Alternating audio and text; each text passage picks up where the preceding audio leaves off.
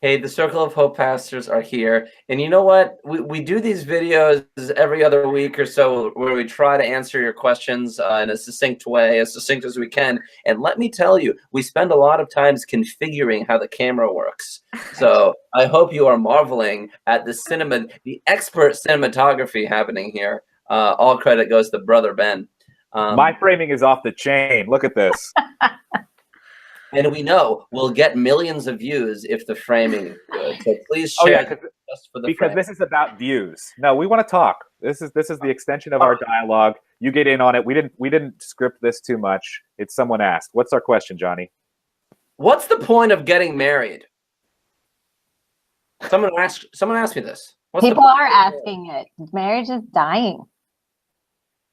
You can talk about it, Johnny. Why did somebody ask?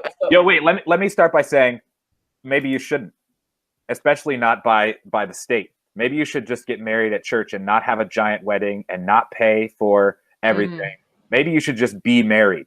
I think that's actually a good idea. Take the only reason to get married by the state is to get the tax benefits, and you should probably be avoiding taxes. And you know what? In the early church, there wasn't a big ceremony for a marriage. You just decided you were married and started telling people about it. So that's kind of how it started. You know, we have a whole production behind getting married. So if you're going to spend $50,000 on a wedding, I'd suggest giving it to the Congo and wrapping up your vows quickly. That would be cool, but it's also fun, and making a special moment is important. So I don't want to just poop all over weddings. They're beautiful. But I'm sorry, that was Johnny. What did you say to the person? All right, so here's what I said directly. I made it real practical. Learning to love for a long time, learning to love intimately, learning to love someone you're having sex with, learning to love deeply is a wonderful way to improve your character. You become a better person when you get married and when you stay married. This is my general talking point, so to speak, to people who are in difficult situations in their marriage. If you work this out, you'll be a better person. Yeah, and you get that way because it's hard, it's difficult, and personally I think you need Jesus to do it, so you sort of go through the fire and get transformed. It's not the only way to do that, but it's a good way. I like this poem that has this it's called Something Like an Arch, and it has this word abeyance. It's about a marriage. That the image is a marriage is like an arch where the two people are leaning into each other, into this cornerstone, and the best cornerstone is Jesus, obviously, at least to me. But abeyance is the word. It transfers the weight of life's load and the weight of the trauma and the history that the couple has down to the side. It's a reason to be able to put something down to the side. I don't know if I'm explaining that too much, but it's a word that might be fun to remember. You need to learn how to obey. You need to learn how to put some things to the side. And you don't have to put everything to the side, but you do have to figure out that many things that are dear to you can be put to the side for the sake of another and for the sake of a union, for the sake of a relationship. Marriage is the most intense relationship that our culture has kind of instituted, but there are many other ways and many other relationships in which that kind of obeying can be done. Like a pitcher and a catcher. A pitcher and a catcher, yeah. That's right, sure. I'm thinking also of people who are relating in a cell. That's another place for that to happen. Yeah. Our team is kind of married too to each other, right? There's a lot of obeying happening right here on this pasture team, right, Julie? But there's also it's also this kind of a marriage relationship is where it all gets stirred up too. You know, like it doesn't just make life easier or something. It actually, this kind of intimacy is where all of our stuff gets triggered. And it is an opportunity to work it out, to become healthier people as we rely on Jesus to guide us through. I think that's the difference between like a culturally instituted marriage and like a covenant marriage. And covenant is centered around Jesus. And you've all had the moment in your marriage where you're having a conflict with your spouse and you think to yourself, I literally married the least compatible person I've ever met in my life. Why don't I think this would work? nothing is working. That moment is a fertile ground for growth. Right? And that's what we do, and that's what exposes all the pain and woundedness in us, and that's how we get transformed, I think, if we can stay in it. And not everybody can, and that's okay too. God is still at work. And go ahead, Ben.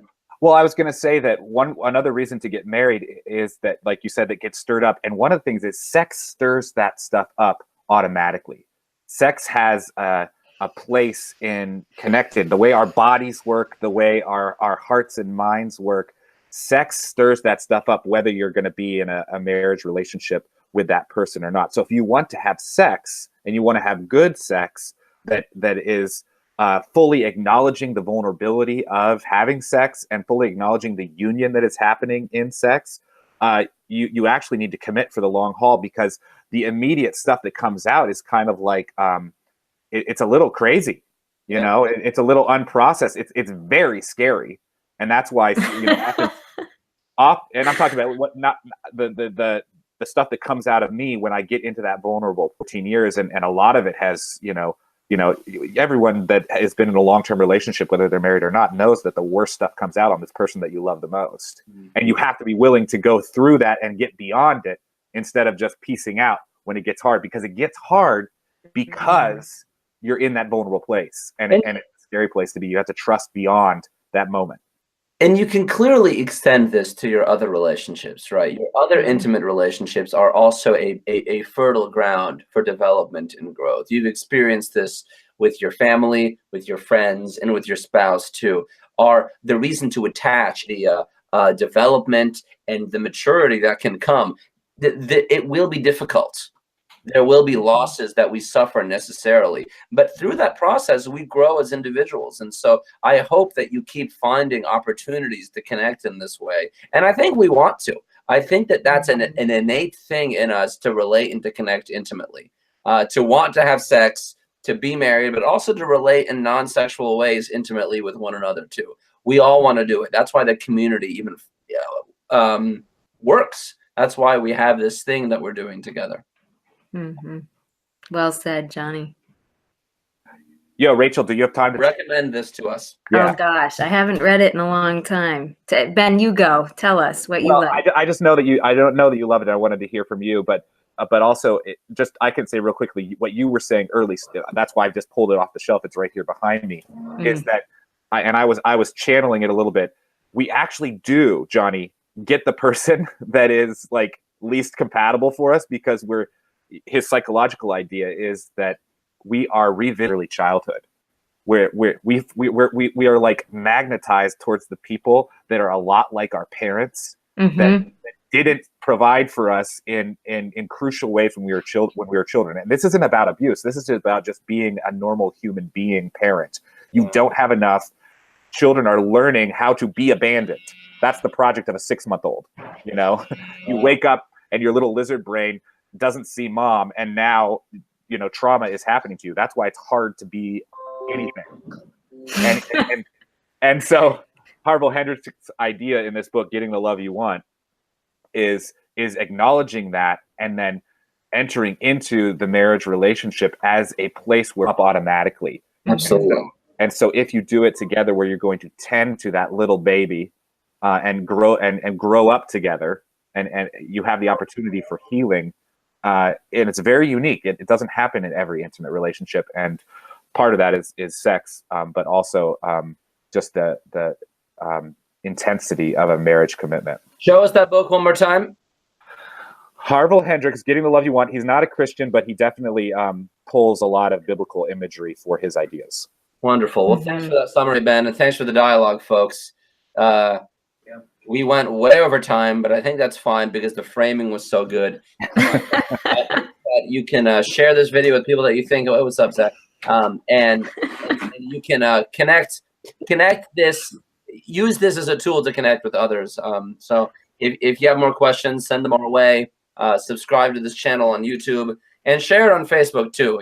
Again, it's not about the views, but we hope that people that need to see this get a chance to. So see you later.